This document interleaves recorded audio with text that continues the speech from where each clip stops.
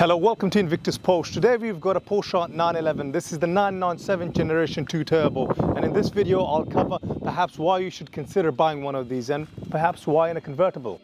The 997 Generation 2 obviously at the time in 2010 was the newer generation 911 Turbo, because the previous generation 997 Turbo had the manual and the Tiptronic, whereas the second generation 997 completely had a revised engine, which is now a direct fuel injected engine, and a completely renewed revised gearbox, which is known as the PDK.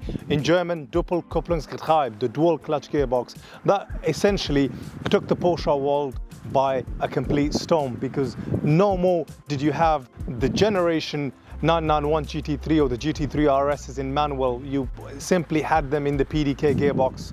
That's because Porsche thought of them that highly.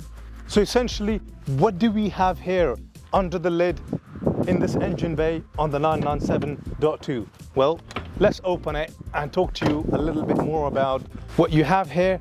Is the 3.8 litre twin turbocharged, which is essentially the variable turbine geometry turbo systems that you have in the 997 Generation 2. What do you get for your money aesthetically? Well, just looking at the wider chassis, the wider body 911 Turbo, I mean, you essentially have the same body as the GT2 or the GT3. They have an absolutely gorgeous, beautiful rear end. I think there are not many 911s out there that look as elegant, exquisite and sports-like, and at the end of the day, it's an absolute, supercar than the 911 Turbo. So it is an absolute gem and a beauty of a car to look at. I mean, you essentially have got this cut out in the rear bumper, looks extremely aggressive. Obviously the exhaust system that just stands out and looks absolutely phenomenal. The rear LED lights from the 997 Gen 1, they weren't LED. They basically didn't look as clean or as sharp or as refined, and obviously that line in the rear bumper.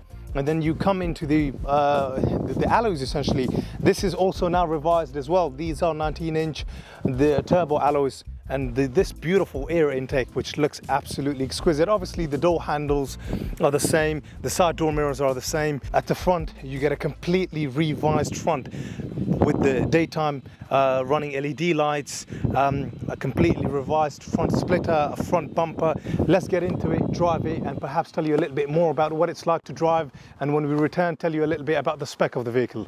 Being able to drive these exquisite cars, absolute dream of mine. And what I like about the 997.2 turbos, as a matter of fact, is when you press the sport or the sports button, the sound of the exhaust changes slightly. You do get a slightly more throttier or aggressive sound. Essentially, I'm going to first drive it in the standard mode, as you would expect.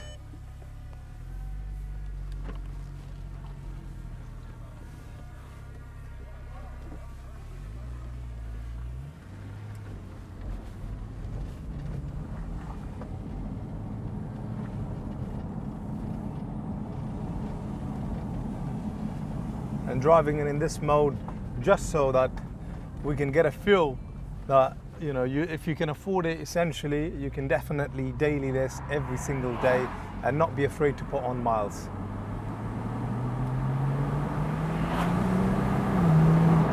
Wow. I haven't really put my foot down, but that gentle tap of the accelerator, it wants to go. It is so hungry to want to cover the distance as quick as possible.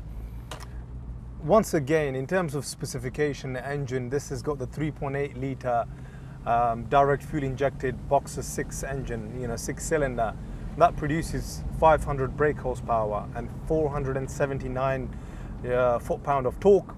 The 0 to 60 miles per hour is possible in 3.7 seconds, and the top speed, as a matter of fact, is 194 miles per hour. What we're going to do now, just to kind of illustrate the pulling power and the sound, that incredibly, yes, these are turbocharged, but they still produce an absolutely phenomenal sound. You heard the tone of the exhaust change slightly.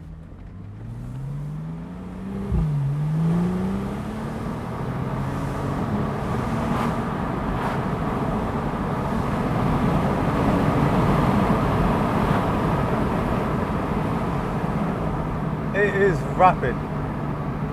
It's out of this world how it covers distance as quick as it does.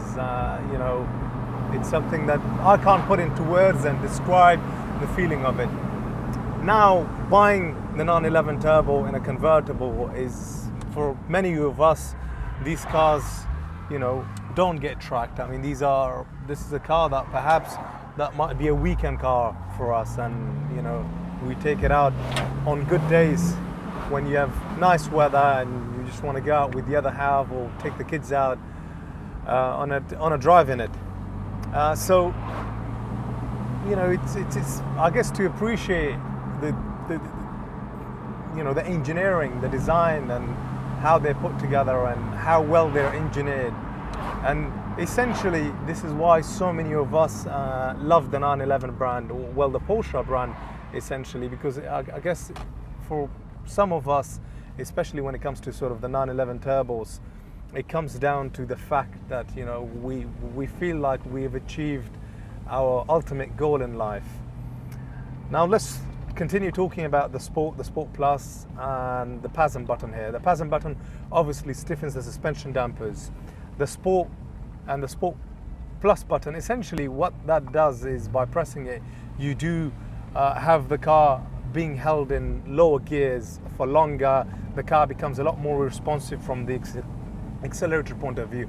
But the main key difference really is that you do get a temporary burst of torque by about 30 Newton meters of torque, where the car just does brilliant.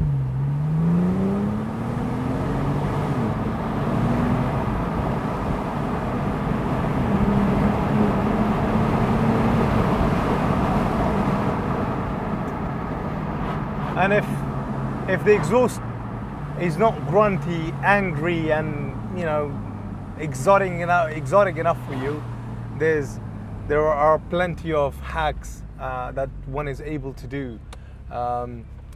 So you know, they're absolutely modifiable, and you know, a lot of us and a lot of people in general have actually modified the exhaust system in these, and you know, the performance figures are massively understated by Porsche themselves. So you know, we've seen people modify them and do sort of a stage 1 or a stage 2 remap, which makes them incredible from I guess those that need speed in their life, killers.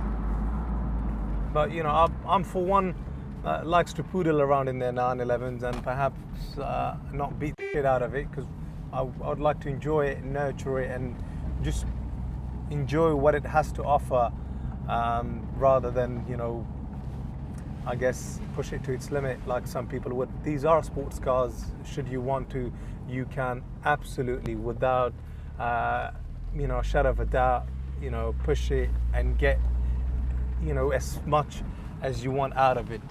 And if obviously this is the 997 generation 2, if you are looking for the first generation of the 991 turbos, we have got one right here which is going to be reviewed next. And essentially, from an aesthetic and a styling point of view, these two cars are, what can I say, from a different era. Obviously these were built by Porsche up until 2011. This was the Porsche brand, and essentially the 991 Turbo was when Porsche joined up with the Volkswagen group. Still sounding good, but obviously it's a wider and a longer car. That is the Turbo S, and if you've got the money, essentially where you want to spend you know, an additional, I guess, £40,000, buy one of them for £93,000 really. So thank you, you know, for being here on this journey with us, and let's talk a little bit more about the interior and exterior. We are back from a bonkers test drive, and let's talk about the interior. I mean, essentially, this is extremely well spec'd out. Fine, you've got the sports steering wheel with paddle shifts, and this writing there that says Launch Control Sport and Sport Plus. That's in case you're launching it, and in case you press the Sport or the Sport Plus button. Obviously, this is with the Sports Chrono Plus package. This is an optional. And essentially the seats are a big, huge optional because these are the sports seats with the hard shell on the rear, and it has got BOSA, the European navigation package system, obviously the PDK transmission. You could also have this as standard in a manual, but in this generation, obviously they introduced the PDK, and a lot of us out there that could afford one of these opted to have it in a PDK because this was the game-changing gearbox. You obviously have a couple of other optional items, software optional items, such as having the xenon headlights with headlight washers, including the fact you've got the Porsche active dynamic engine mounts. Obviously the alloys were an optional. This is in this very stunning Metro grey metallic, which is a big, huge optional. Essentially, this is a superb car, and I think I would say at the mileage it's done, superb value for money. Is this something that will go up and appreciate in value? Absolutely, 100%. Just look at the values of what the 997 generation 1s are really going for. And then if you look at the generation before that, which is the 996 turbos, I mean, they cost sort of, a good example cost in between 40 to 50,000 pounds. Whereas an example like this is the 997 generation 2, which look absolutely cracking at 56, 57,000 pounds. It's a steal, essentially, and without a shadow of a doubt, you buy something like this, after 3 to 5 years, you'll definitely see it go up in value. Don't forget to press that subscribe button, and I hope to see you in further videos and supporting us, and obviously continue to enjoy our work. Bye-bye.